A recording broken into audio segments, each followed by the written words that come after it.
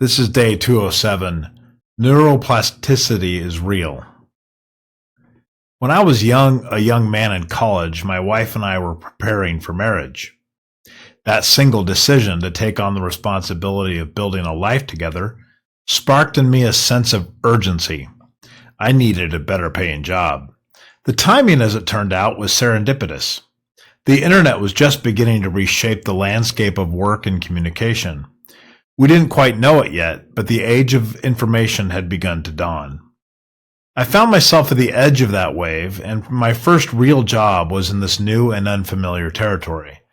It demanded that I learn a foreign language of sorts, the language of machines, networking protocols, hardware communication standards, and an entire vocabulary built to make systems speak to each other across invisible wires. I had no prior background in this field, so I had to immerse myself in it very deeply.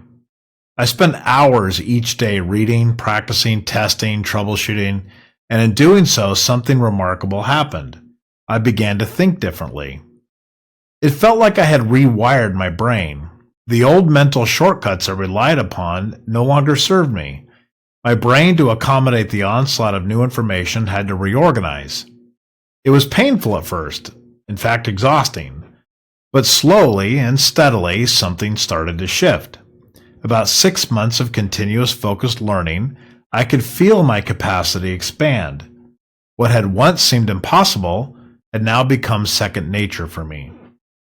This was my first real encounter with this concept of neuroplasticity, the brain's remarkable ability to change its structure and function in response to new learning and experience. For many years, it was believed that the brain became fixed after childhood. We now know that that is just not true. The brain remains dynamic throughout our lives. It is always adapting, always reshaping itself in response to how we choose to engage with the world. The truth, however, comes with a challenge.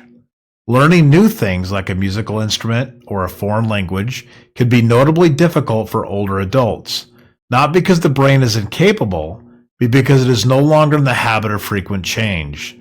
The older we get, the more we rely on established patterns of thought and behavior. The brain, being efficient, prunes what it doesn't use and reinforces what it does.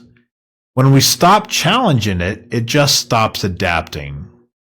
This becomes especially clear when someone suffers a stroke. If part of the brain is damaged, certain functions such as speech, movement, or memory can be impaired or lost completely. However, through therapy and focused effort, the brain can often reroute these functions to different areas. This recovery is made possible through this neuroplasticity. The brain just finds new ways if we persist. That process is not fast, nor is it easy, but it reveals a deeper truth. Change is always possible if we are willing to put in the work. And so I offer this observation, perhaps even an admonition.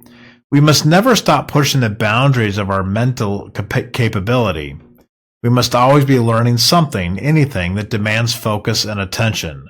Whether it's solving puzzles, learning a new skill, reading difficult textbooks, or engaging in thoughtful conversation, the goal is always the same: to create neural pathways and to revisit the old ones, keeping them sharp, alive, and accessible. The brain just simply thrives on activity. It needs novelty, challenge, and repetition to stay healthy. Let it grow stagnant and you invite decay, but keep it moving and your brain will serve you well. So keep changing, keep adapting, keep reorganizing. That is how we truly stay mentally alive.